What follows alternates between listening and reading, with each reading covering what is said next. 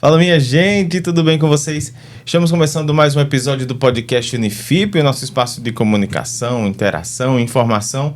E nós estamos no Abril Azul, que é o mês de conscientização sobre o autismo, e a gente não podia deixar de trazer esse tema aqui para a nossa bancada, um tema bastante importante que precisa ser discutido.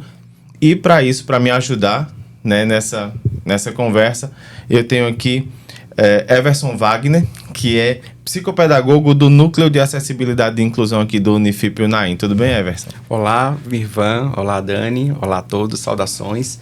É uma grande alegria trazer essa temática tão importante, né? Que não é somente um aspecto específico, mas é direito de cidadania. Todos nós precisamos discutir essa temática e que é um ponto muito importante.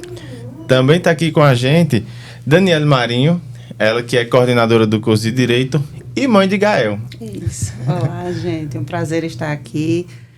Estou na qualidade, né, de mãe de Gael, uma criança típica, mas também para falar sobre direito e inclusão. É isso aí, vamos lá. Trazendo só alguns dados para a gente dar uma situada, a Organização Mundial de Saúde estima que no Brasil pode ter 2 milhões de pessoas com autismo. De acordo com o Instituto de Psiquiatria do Hospital das Clínicas da USP, 90% das pessoas do espectro autista no Brasil não foram diagnosticadas. E os dados também apontam que aproximadamente 1 em cada 54 crianças brasileiras recebem o diagnóstico de TEA. E aí eu já queria começar primeiro pedindo para vocês esclarecerem uma coisa de algo que eu ouvi uma vez, um pessoal conversando, e disseram assim, porque autismo é uma doença nova que apareceu. Primeiro deixar claro, autismo não é uma doença, né? É um transtorno, né, Dani? Do neurodesenvolvimento, né? Que vai afetar a comunicação, o comportamento, as interações sociais e que tem uma sintomatologia bem diversificada. Por ser um espectro, então a gente vai perceber que cada indivíduo, cada pessoa tem suas especificidades, suas características clínicas, sua sintomatologia. Não tem como uniformizar, tornar isso homogêneo, né? São especificidades importantes que precisam ser observadas. É um transtorno de desenvolvimento e que engloba hoje, como, né, disse Everson, vários traços com uma atenção especial à dificuldade de comunicação e interação social, né? Mas eu também já escutei isso, Mirvan. E aí, o que é que está acontecendo? O número de diagnósticos sobre TEA, o autismo, tem aumentado em face do acesso à saúde. Então, as pessoas estão acessando mais e, com isso, recebem diagnóstico.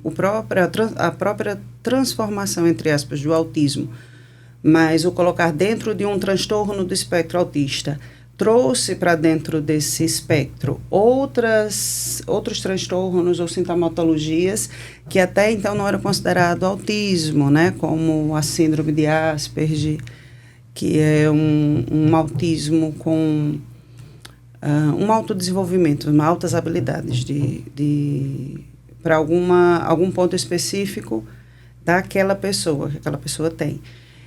E isso tá fazendo com que o número aumente, mas não que está nascendo ou existindo mais pessoas com transtorno do espectro autista.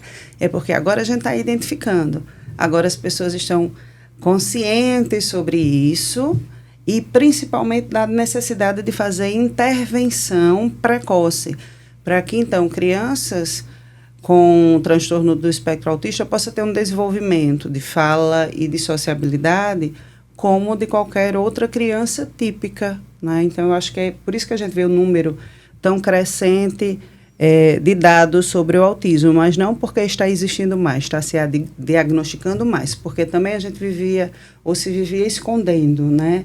Acho que Everson pode falar mais disso, de um olhar mais global sobre como a gente costumava esconder em casa as pessoas com deficiência, né? Até hoje existem pessoas que têm vergonha por ter um filho com deficiência, e isso não é motivo de vergonha. Então, a conscientização ela também serve para isso, para que a gente fale sobre, para que a gente conheça, para que a gente identifique isso. Um dos principais problemas que eu tive no diagnóstico de Gael, o Gael hoje tem 5 anos, e a pediatra, ele com 1 ano e 6 meses disse: mãe, o desenvolvimento dele é diferente das outras crianças, né? Então vamos investigar o autismo, porque se não for, ótimo. Se for, ótimo, porque a gente vai fazer a intervenção no tempo certo. Mas foi muito difícil para mim chegar a esse diagnóstico, porque a todo tempo eu escutava: cada criança tem o seu tempo, cada criança tem seu tempo. Então, se ele não fala, é o seu tempo. Se ele não anda, é o seu tempo. Se ele não pega no lápis, é o seu tempo. E, por outro lado, os profissionais estavam o tempo todo me alertando, médicos, professores, que me informavam: a criança nessa idade deve ter atingir tal meta de desenvolvimento. E aí eu ficava, né, de um lado, escutando as pessoas dizendo: não tem nada, é seu tempo. Por outro lado, os profissionais me alertando. Isso levou de 1 ano e 6 meses até 4 anos para fechar o diagnóstico dele, né? E aí, depois que ele começou as terapias, aí o salto, ele conseguiu atingir os mesmos marcos que outras crianças da mesma idade. Exatamente por essa questão do diagnóstico não ser fechado, ter passar por um processo até muito profissional, né? E ainda tendo as pessoas, algumas delas, como o Dani falou, essa visão deturpada do autismo, é que vem a importância de um momento como esse, de um Abril Azul, né, considerando que esse trabalho de conscientização ele deve ser feito o tempo todo, o ano todo. A gente pega o mês, na verdade, como um marco, mas é importante que seja feito o tempo todo, né, Everson? Sem dúvida. A gente está diante de muitos estereótipos, né? São muitos preconceitos ainda, de muitos rótulos, e que nós precisamos superar isso, né? Como a própria Dani estava falando no seu relato, nessa história, a gente identifica a necessidade desses diversos olhares multiprofissionais, né? A educação básica, ela precisa estar cada vez mais qualificada nesse processo de observação, nessa interação com a família, para que a gente possa diagnosticar precocemente e que cada um tenha o seu papel nesse processo, para que a gente possa, de fato, fazer uma intervenção precoce, como o Daniel falava, e aí ter melhores resultados, avançar nesse propósito. Dani, queria saber, assim, com a chegada, né, com o diagnóstico de Gael, como é que transformou a sua forma de ver o mundo e também o seu olhar sobre o direito das pessoas com autismo?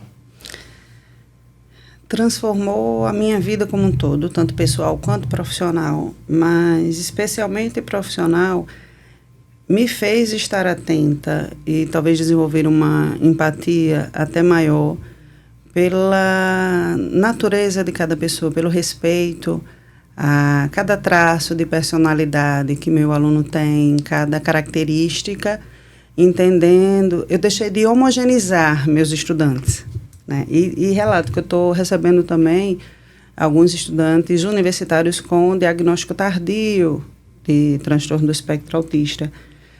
E aí, isso me ajudou, a experiência pessoal, não só para o TEA, mas para qualquer outra condição neurodivergente.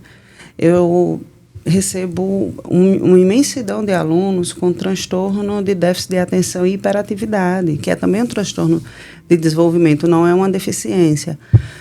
E são alunos, estudantes, que se eles tiverem as ferramentas fornecidas pela instituição, como está entendendo pelos professores, eles conseguem atingir o mesmo desempenho, os mesmos marcos, a mesma capacidade de estudo e de sucesso que outras pessoas que não precisam ou que não têm que passar por isso, né, que não lidam diariamente com transtornos que afetam sua vida pessoal, de estudante. Então, eu acho que eu poderia resumir que o diagnóstico de Gael em autismo e conviver com ele todos os dias me fez melhorar como pessoa para poder estar atenta às outras, né? A singularidade de cada pessoa, que é o que eu acho que é uma coisa linda, né? De se trabalhar com isso, de ver o outro. Eu acho que eu comecei a ver mais o outro, porque a gente até pensa que o autismo é não sentir, né? Eu acho que a pessoa com autismo, ela sente até demais. Ela sente mais do que as outras pessoas. Por isso que tem muitos estímulos que às vezes incomodam. Então, ela não, às vezes não olha no seu olho. E eu aprendi, por exemplo, com o Gael, que esse olhar do olho, ele não é universal e da mesma forma para todo mundo. Ele lhe olha no olho depois que ele lhe conhece, depois que ele se familiariza com você, quando ele permite que você entre na vida dele. Então, ele leva um tempo para olhar uma pessoa no olho. Depois que ele olhou também, aí você está na vida dele... Acolhido. Né? Acolhido. E é por isso que Daniele Marinho é referência. Exatamente. Referência como professora, pesquisadora, mãe. Ela tem sido assim, uma grande contribuição para o nosso núcleo. E eu já quero trazer uma coisa que eu ia abordar, mas como Daniele já falou, a questão do diagnóstico tardio, né?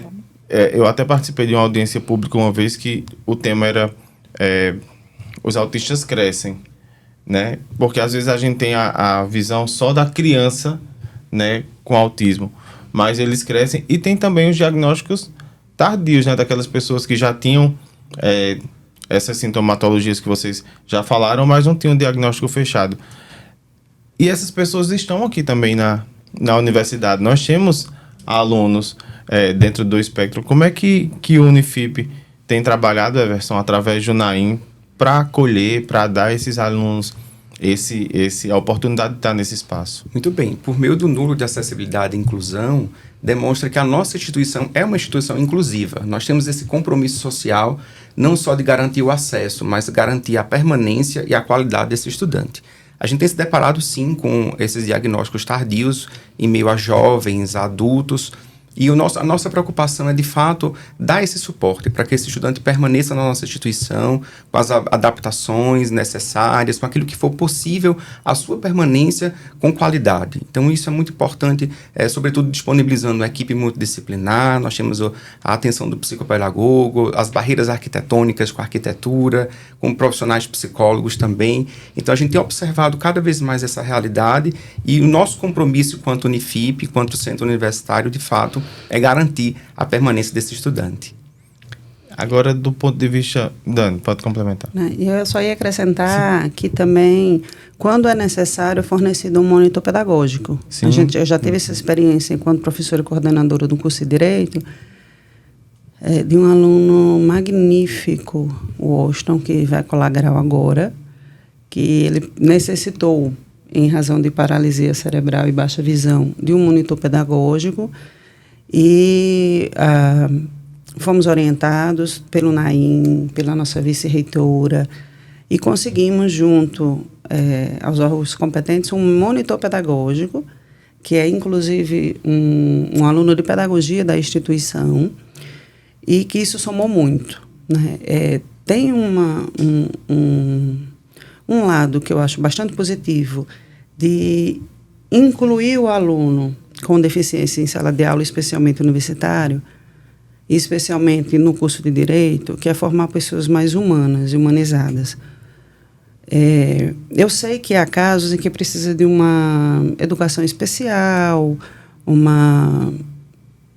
aulas e espaços únicos para essas crianças, mas eu acho que a verdadeira inclusão vai estar quando a gente trouxer todos para dentro de sala de aula e talvez não só com metodologias específicas para aquelas crianças, mas quando a gente conseguir fazer um desenho universal, vamos dizer assim, pedagógico, que a mesma aula que a gente dá para a turma de Washington, que tem deficiência visual e paralisia, a gente possa dar para qualquer outro aluno, qualquer outra turma, para alunos sem nenhum tipo de deficiência visível, enfim, para que a gente já esteja preparada para receber, né, e não modifique quando o aluno chega, porque ainda há pessoas que acham que é um estorvo, que é mais trabalho, e não é, né? Porque aquelas pessoas que estão em sala de aula regular e que recebem uma criança com deficiência, ou um jovem, ou um adulto com deficiência, ou algum transtorno de desenvolvimento, aquelas crianças e jovens e adultos também vão ser tocadas para aquela singularidade, e eles vão replicar isso, e vão ter uma formação também mais humana e humanizada. Os alunos com deficiência que a gente já teve aqui no curso do Direito, eu acho que eles nos ensinaram mais do que aprenderam, se assim eu posso fazer um comparativo, né? As turmas aqui de Direito, elas têm uma perspectiva de acolhimento muito bonita de se ver, né? De se ouvir e de se sentir. Os alunos compartilham gravação de aula, fazem gravação de texto para os alunos com deficiência, quando não é possível utilizar os mecanismos digitais já existentes para fazer isso. Então, e sem que se peça e sem que se cobre. É uma coisa que eu acho que já foi passando de pessoas para pessoas aqui, essa prática, quando chega um aluno de deficiência, que a gente tem que mudar de sala, ou por qualquer necessidade, como, por exemplo, uma mulher grávida e que a gente desce para o térreo e que a gente coloca cadeira especial, os alunos não colocam isso como um empecilho, pelo contrário, eles veem isso, que isso é justiça. E se a gente precisa fazer alguma avaliação diferenciada, eles também não colocam isso como desigualdade, né? Como eles estão sendo cobrados de uma forma e aquele aluno com deficiência, por exemplo, faz uma prova oral, eles têm esse espírito de que isso é inclusão, porque se a gente aplicar a mesma avaliação e der os mesmos instrumentos para todo mundo, e se estiver sendo avaliada uma pessoa com deficiência também, a gente não vai estar avaliando a pessoa, a gente vai estar avaliando só a deficiência. Então, por isso que é preciso, e a gente tem feito isso muito com o auxílio do Naim, do pensar pedagógico, na ensinagem, nas avaliações para as pessoas com deficiência como um todo. E aí o transtorno do espectro autista é considerado uma deficiência não visível, né? Porque não se olha e se diz, escuto muito, vou trazer uma coisa do meu cotidiano. Ele não tem cara de autista com Gael, mas autista não tem cara. Não tem cara, não tem um. Autista não tem cara, né? Mas, por outro lado, tem também comorbidades que afetam sobremaneira as crianças, que além e adultos e jovens, enfim, que têm transtorno de espectro autista associado, por exemplo, a uma deficiência intelectual, a transtornos de ansiedade, a discoriação. E aí a gente está sempre prestando atenção nisso e buscando, né, tornar o mundo ao nosso redor mais justo. Eu tive um aluno diagnosticado tardiamente aqui, se formou no curso de Direito, com transtorno do espectro autista, que ele é de Juazeiro do Norte. E a irmã dele veio estudar veterinária aqui na UFCG e ele veio fazer Direito no Unifip. A irmã dele se formou e aí ele não quis voltar para Juazeiro. Ele ficou aqui sozinho. A mãe organizou tudo para que ele ficasse sozinho no apartamento. E ele queria se formar no Unifip com a turma dele, que é uma turma que acolheu, que fez ele se sentir pertencente. E eu acho que, para além da turma, isso trouxe autonomia também para ele enquanto indivíduo. E a turma, esses meninos que estão se formando e meninas que vão ser advogados, promotores, juízes, né? Eles já vão ter um olhar mais especial, humano sobre isso. Consciência, né? Perfeito. E é isso. No Unifip, são essas as experiências exitosas que a gente vê no curso de Direito e que nós temos em todos os cursos, né? Experiências de inclusão, né, Dani? E a gente tem cada vez mais percebido que o grande parceiro desse processo são os coordenadores de cursos, são os professores e todos os colaboradores da nossa instituição. Já que você falou nos professores, de que forma os professores aqui eles são preparados para lidar com essa diversidade neuroatípica, né, dos alunos? Essa é uma temática que eu gosto bastante, porque assim, hoje faz parte do papel do trabalho docente, né? O trabalho docente, ele não é só o planejamento, a preparação das avaliações, as aulas, os recursos didático-metodológicos, mas o processo de inclusão faz parte do trabalho docente, né? Todo professor, ele precisa entender ter essa sensibilidade para os estudantes com transtorno, com deficiência. Então, faz parte do trabalho do professor ter essa sensibilidade, buscar essa formação continuada, buscar o apoio, né, do Naim. A gente está sempre em contato com os professores, fazendo formação, dando apoio, orientando, acompanhando os estudantes. E aí, então, o professor precisa ter essa autorresponsabilidade em buscar esse conhecimento, buscar as ferramentas, porque o processo de inclusão faz parte do seu trabalho. Do ponto de vista jurídico, Dani, quais são os principais direitos garantidos às pessoas com autismo aqui no Brasil? Pronto. As pessoas com transtorno do espectro autista, eu acho que o mais basilar direito que elas têm que ter respeitado é o próprio direito à educação. E a educação inclusiva, né? E aquela inclusiva não é só estar em sala de aula, mas que seja pensado para ele. Mas, para além disso, né? As pessoas com transtorno do espectro autista, elas também têm direito a um benefício de prestação continuada, que é um salário mínimo mensal. Se for uma família hipossuficiente, com uma renda baixa, não é para todas as crianças autistas, isso aí eu tenho sempre que falar muito. Existem, né, critérios. Então, como também é para outras deficiências, também tem direito a esse benefício, que é um salário mínimo mensal pago pelo INSS. Também tem direito a filas preferenciais, a estacionamento preferencial. Aí, às vezes, as pessoas chegam e olham, mas por que uma pessoa com transtorno de espectro autista tem que ter uma fila preferencial, já se ela não tem, por exemplo, deficiência locomotora? Porque para essas pessoas o tempo de espera, ele às vezes torna estar naquele ambiente muito sofrível. Os estímulos em excesso, como barulho, como som, como várias pessoas mesmo, porque a gente... Conversando ali ao mesmo tempo. Isso, porque como a minha perspectiva hoje em relação ao autista, à pessoa autista é que ela vê mais, ela sente mais.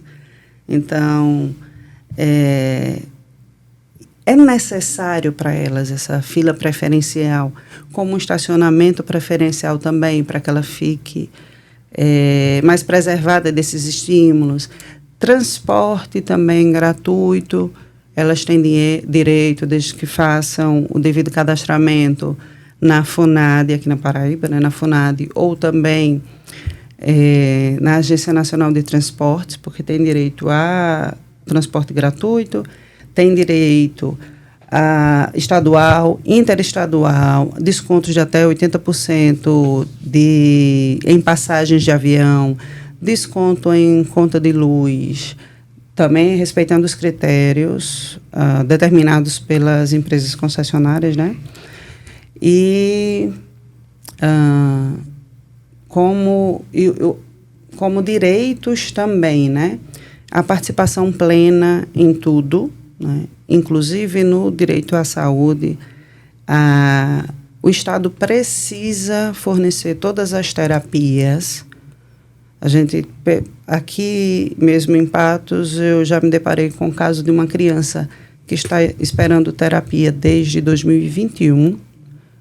Estamos em 2025, a criança vai fazer 6 anos, está passando do prazo ideal para que haja uma intervenção profissional e essa criança não teve nenhum tipo de terapia, em especial, no caso, fono e TO, e aí eu acho que o Unifip criar esses cursos neste momento, em uma região que é tão carente desses profissionais, tem uma relevância social imensa a presença desses cursos aqui no Unifip, porque a gente também direciona entre os serviços de aqui. Os alunos, os estudantes universitários, por exemplo, a gente encaminha para o NAIM, encaminha para o NAP, que é o Serviço, né, de Apoio Psicopedagógico. Pessoas que a gente atende fora, como, por exemplo, no PRAJU, que é o Núcleo de Práticas Jurídicas, que vão pedir algum benefício. A gente faz um encaminhamento também para o Serviço Escola de Psicologia, para a Clínica Escola de Psicologia, de Fisioterapia também. E aí, com esses 2 cursos que começaram, né, esse ano aqui no Unifip, é de uma relevância social para todo o sertão, tendo em vista que a gente não trabalha só com estudantes daqui do sertão paraibano, então a gente está capacitando profissionais preparados para atuar com crianças, adolescentes, jovens e adultos autistas em pelo menos 3 estados, que é Paraíba, Pernambuco e Rio Grande do Norte. Aí eu fiquei muito feliz quando eu soube que ia ser implantado aqui, em razão disso, Porque eu, por exemplo, eu tenho que reconhecer que eu e Gael, nós somos pessoas privilegiadas. Porque ele tem um plano de saúde, e o plano de saúde faz a cobertura das terapias, mas eu não posso esquecer as mães que estão há 4 anos esperando para ter uma sessão com fonoaudiólogo, uma criança que está esperando há 4 anos para ter terapia com psicólogo, com terapia ocupacional, com psicopedagogos, né? Então, eu fico muito feliz com isso, vendo como não só as capitais, mas o sertão e a capital do sertão está se preparando para dar condições de vidas iguais, né, a todas as crianças que possuem transtorno do espectro autista ou que estão dentro desse transtorno, desse espectro. Esse acompanhamento multidisciplinar, e aí quando Dani coloca esse tempo de espera, né, das mães com seus filhos que precisam desse acompanhamento, e aí me vem a lembrança de uma amiga pessoal, que é uma referência também aqui, quando a gente fala sobre pessoas autistas, que é a Jocely, Sim. que é atípica, tem 2 filhos também com autismo, e lembrando uma fala dela nas redes sociais, dizendo o quanto ela precisou esperar para que a filha dela pudesse ter um acompanhamento. E mesmo conseguindo o acompanhamento, o quanto ainda era falho. Era um acompanhamento de 30 minutos, se não me engano, a cada 15 dias. E, assim, além ainda dessa deficiência de profissionais que nós temos aqui, tanto de fonoaudiólogo quanto de terapeutas ocupacionais. E aí também já estava aqui pautado isso que Dani falou, da importância dessa iniciativa do Unifip, de abrir esses cursos, vendo que, primeiro, existe uma demanda de mercado que precisa ser suprida, mas não só falando de mercado, falando de pessoas que precisam ser ajudadas, né? E se colocando, vamos formar pessoas para ajudar. Eu acho que é uma postura muito bonita e muito visionária do Unifip, Everson. Isso é incrível, porque tanto na intervenção precoce como na intervenção tardia é necessário que aconteçam essas terapias. E aí, você tendo esse olhar muito profissional, essas inúmeras possibilidades, aproveitando o tempo latente, né, da criança, como o Dani falava, exemplificando, a criança tá perdendo tempo ali de quando precisa fazer uma intervenção precoce, eficaz, com resultados. Então, assim, a primeira infância, posteriormente a primeira infância, então todas as fases, elas são muito importantes e são fases latentes para que, de fato, a gente tenha aquisições, tenham ganhos psicomotores, sociais, enfim, de inúmeras esferas. E aí a gente percebe que, de fato, nós estamos qualificando a nossa rede, qualificando os profissionais da nossa região, formando novos profissionais, e a gente espera e acredita que, sem sombra de dúvida, teremos uma grande mudança no cenário de apoio às pessoas com transtorno, com deficiência. Vocês, deixar aqui uma pergunta, Dani, você complementa e já entra. Vocês acham que a estrutura da saúde está preparada para esse suporte? Vocês acham que... Eu acho que as pessoas precisam ser preparadas, sabe? Eu acho que a primeira barreira que a gente enfrenta é a barreira atitudinal. Quando a gente começa a olhar de que não é uma dificuldade, mas sim é inclusão, tratar com eficiência, incluir com eficiência, aí eu acho que tudo se transforma, porque a gente não precisa de equipamentos sofisticados, a gente precisa de pessoas e pessoas qualificadas. E aí eu me lembrei da pós-graduação aqui no Unifip, né? Eles sempre fazem o Blue Day, que é um dia que eu acho que já é tradicional, participei o ano passado, este ano vai ser próximo sábado. Isso. E eles, profissionais que já saíram, né, da graduação e a gente não passava por essa vivência e realidade, eles estão se reciclando, aprendendo e ensinando dentro das pós-graduações. Por quê? Às vezes o interesse dos profissionais, ele surge quando a gente se depara com um jovem ou com uma criança dentro do transtorno do espectro autista, e a gente sente que a gente precisa se qualificar para atender melhor, em qualquer que seja o âmbito. Pode ser jurídico, pode ser médico, pode ser educacional. E aí a qualidade da pós-graduação daqui, falo isso porque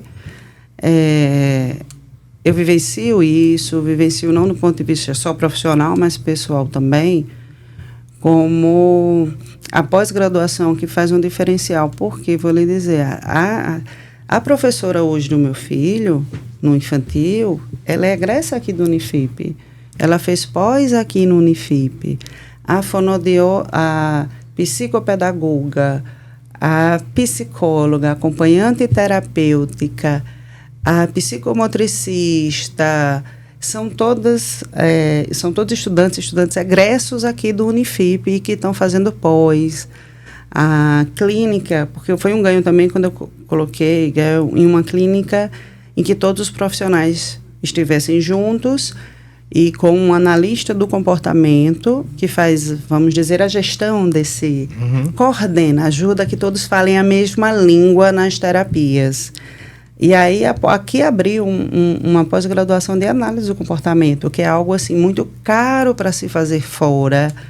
Às vezes, essa certificação precisa vir de outro país e a Unifip já está certificando profissionais em análise do comportamento aqui, né? Então, não é só, acho que a equipe a gente não tem que olhar só para a equipe de saúde. Eu acho que a equipe de saúde, ela vai promover, vai instrumentalizar também os outros profissionais e principalmente a família. Porque também mudou minha realidade quando eu comecei a esperar, o tempo de espera. Que as mães, porque existem pais, mas é muito raro a gente ver um pai numa sala de espera de terapia. São as mães. E as mães lá sentadas, e são 2, 3 horas esperando o filho, porque muitas vêm de outras cidades para fazer terapia aqui em Patos, porque nas outras cidades também não tem profissional qualificado, né? A rede de saúde municipal aqui de Patos, quando eu disse que não fornece terapia, não é por uma má vontade institucional, não é isso, é porque não tem profissionais. Para isso, não tem. E em face da escassez de profissionais, aí eles ficam na capital, não querem vir para o interior, para o sertão, enquanto a gente capacita, forma, né? Não é só capacitar, forma profissionais aqui, esses profissionais vão se incorporar ao sistema daqui e melhorar a qualidade de vida de todas as pessoas com transtorno do espectro autista.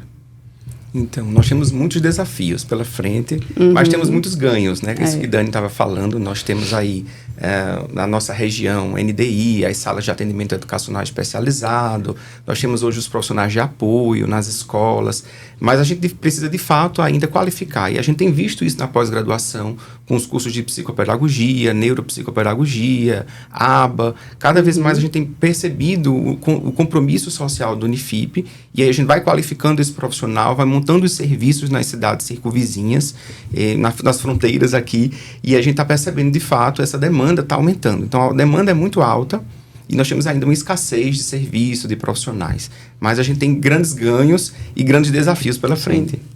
Projetos como o NDI, que acho que é o Núcleo de Desenvolvimento Infantil, que se não me engano é um projeto piloto aqui na cidade de Patos, foi idealizado para receber os alunos da rede municipal, né, que faz uma diferença. Então a gente vê que vem se percebendo essa necessidade de acolher, de trabalhar, de dar a assistência que, como o Dani já colocou, que Gael tem, porque tem um plano de saúde, Dani consegue fazer isso, mas para as famílias que não conseguem e que precisam, né, realmente desse acompanhamento para ver o desenvolvimento dos seus filhos, enfim. E é muito isso que Dani falava, né? A gente precisa do apoio, do trabalhar da intersetorialidade, saúde, educação, desenvolvimento social e humano, e todas as esferas do setor público para que, de fato, a gente qualifique a rede. Ô, Everson, quando a gente fala no NAIN aqui no Unifip, Núcleo de Acessibilidade e Inclusão, a gente está hoje mais voltado para a questão do atendimento das pessoas com autismo, mas tem também outras frentes de trabalho de vocês. Sim, a gente trabalha muito na dimensão das barreiras arquitetônicas, a gente trabalha nesse processo, né, da inclusão como um todo, né? Não são só as deficiências e os transtornos, mas a inclusão envolve vários outros aspectos que precisam ser discutidos, sensibilizados na comunidade acadêmica e na sociedade, né? Esse é o compromisso da academia com a sociedade. E aí, então a gente faz esse trabalho de sensibilização como um todo, né? Todo um processo de inclusão que transcende as pessoas com deficiência, com transtorno, mas a inclusão de todas as formas, de todos os aspectos, de todas as frentes. E a gente faz esse trabalho não só das barreiras arquitetônicas e da inclusão no processo didático-pedagógico, mas também sensibilizando essa necessidade de cada pessoa, né? De cada indivíduo, sermos cidadãos, de fato, sermos comprometidos e envolvidos com a causa. Não é só porque eu tenho um filho ou alguém, um parente, mas esse é um compromisso de cada cidadão. É isso. A gente está terminando. Tem assunto aqui para a gente conversar mais horas e horas. Eu acho muito rico e muito importante. Quando eu estava falando com o Everson e Dani, eu disse, a gente precisa levar esse assunto lá pro podcast. É importante para o Unifip também abordar isso e dizer que nós estamos atentos e fortes, para parafrasear a música, para dar também para fazer esse acolhimento das pessoas aqui, para formar profissionais que também tenham essa consciência de acolhimento. E aí eu queria que vocês deixassem aqui a mensagem de vocês nesse momento final. É um mês para mim que é muito emotivo, mas emotivo no bom sentido, porque me traz a consciência de que há abraços também para essa luta, uma luta que não é só minha, uma luta que é de muitas mães, de muitas crianças, de muitos pais, mas também de pessoas que não estão diretamente vivenciando aquela realidade, mas são parceiros nesta luta, né?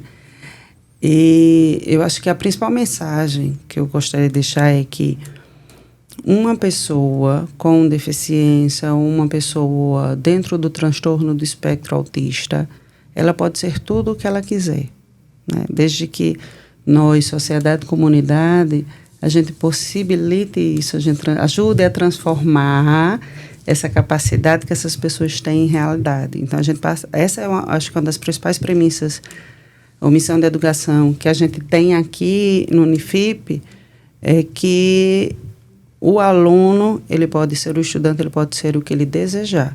E aí, os braços e as mãos, para isso, nós nos damos, né? Não é, Everson? A gente busca transformar isso em realidade. Não com perfeição, porque nós todos estamos trabalhando e melhorando a cada dia, mas tudo que está ao nosso alcance, enquanto ser humano, para além só de profissional, a gente coloca na mesa, a gente coloca na roda, né? E a gente soma. Então, eu acho que é isso, é acreditar.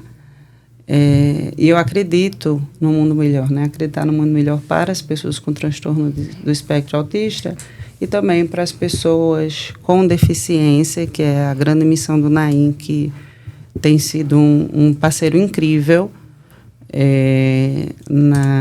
nessa missão de educar e de aprender aqui, né? Então, acho que a principal mensagem é essa, né? De que há abraços, de que há mãos, de que há luta e que estamos juntos.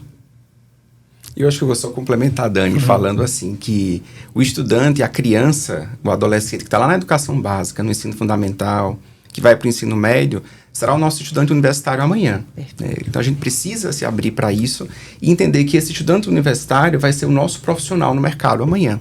Então eu preciso me abrir, vencer todos esses estereótipos, entender que eu posso ser atendido por uma pessoa com deficiência, com transtorno. Então eu preciso entender que a mãe que está lá naquela luta, no processo de inclusão na educação básica, enquanto criança, essa luta vai continuar, né, até o ensino superior. E nós vamos acolher esse estudante, e esse estudante vai para o mercado de trabalho, né, com as suas habilidades, com as suas potencialidades, e que a gente precisa, de fato, dar as mãos mesmo, como o Dani fala, abraços mesmo, para construir essa cidadania e esse mundo melhor. Então é isso. Muito obrigado mais uma vez, Everson. Obrigado, Dani. E é nessa expectativa por um mundo melhor para todos que a gente se despede do podcast de hoje. Acompanhe aí os outros conteúdos que nós temos aqui no nosso canal e a gente se vê na próxima semana, no próximo episódio, a gente se vê por aí. Valeu!